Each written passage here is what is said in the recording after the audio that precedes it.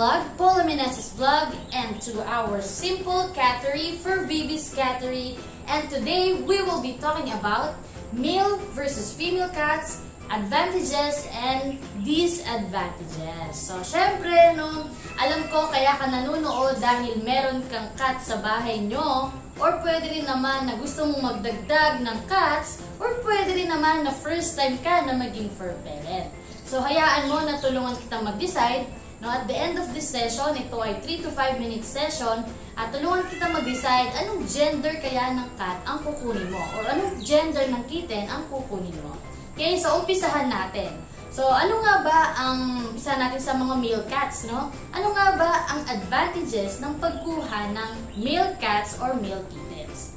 No, so base ito sa aking karanasan.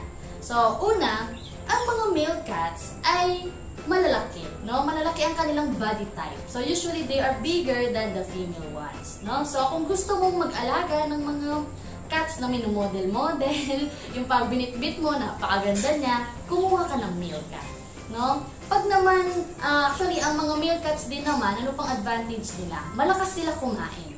So, minsan, no, wala kang problema sa appetite nila. Kakain na napakalakas talaga. So, syempre, medyo magastos lang. Pero, ang bilis nila lumaki, nagiging macho sila tignan, no? Kaya usually kung ikaw ay mag-aalaga lang ng isang cat, maganda talaga na male ang kunin mo. And ano pang advantage nila?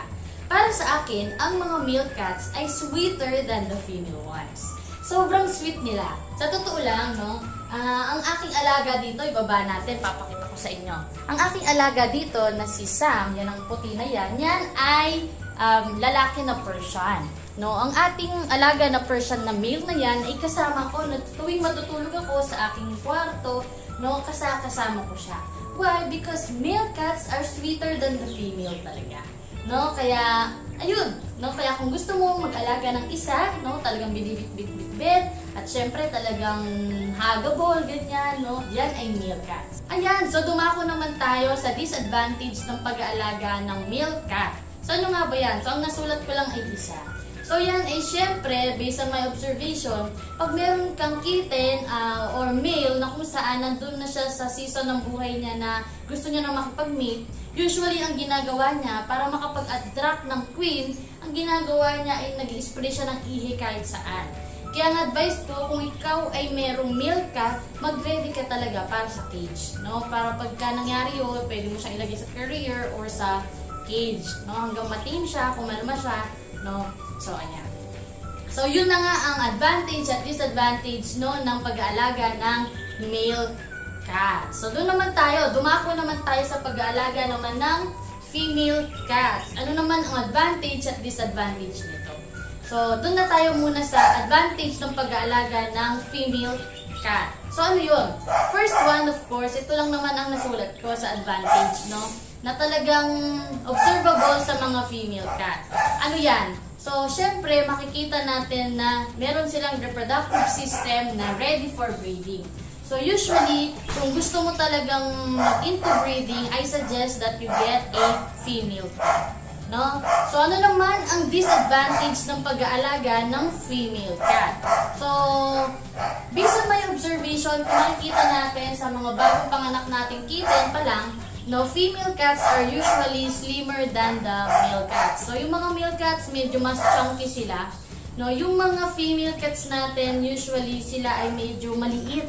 No? At syempre, makikita rin naman natin sa mga adult females natin na sila ay usually hindi sila lumalaki into the capacity ng isang male. So, yung mga male natin medyo macho, medyo malaki. Yung mga female natin medyo petit, no? Parang sa tao lang na babae, gusto nila petit, no? And then, ano pang ma-observe natin? Usually, ang mga female cats, no, pag nag-i-inhit sila, nagtutwerk kasi sila na nagtutwerk.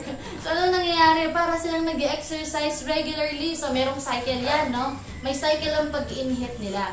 Tuwing nag-i-inhit sila, sila ay nagtutwerk. Para silang nag-exercise. So, pumapayat sila. At usually din, naapektuhan ng kanilang eating habit, no? Kaya yung pagkain nila medyo bumababa. Kaya medyo pumapayat din ang ating queen, no?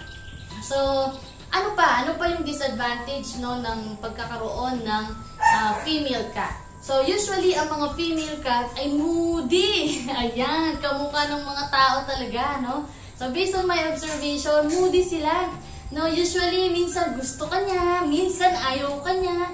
Parang may hormonal imbalance din, hormonal changes, no? So, ayun na nga. So, with that, no, I hope natulungan kita sa pagpipresent ko ng advantage at disadvantage. Siguro ito na lang yung iiwan ko sa'yo. At syempre gusto kitang tulungan. Bilang isang fur parent, based on my experience, no, kung ikaw ay mag-aalaga lamang ng isang cat or isang kitten na gusto mong palakihin, I suggest, no, na kumuha ka ng male cat. Ayan, kung isa lang siya. Pero, kung ikaw naman ay for breeding, gusto mong mag-breed someday, I suggest that you get a female cat. Kumuha ka ng female cat, no? Kasi female cats, kung mapansin natin kanina that I have said that one of, ang kanilang advantage ay pagkakaroon ng reproductive system, no? Kaya kung gusto mong mag-breed someday, you see yourself that gusto mong magkaroon ng more than one cat or magdagdag ng kitten, pero gusto mo galing sa'yo, mag-breed ka. No? So, yun lamang.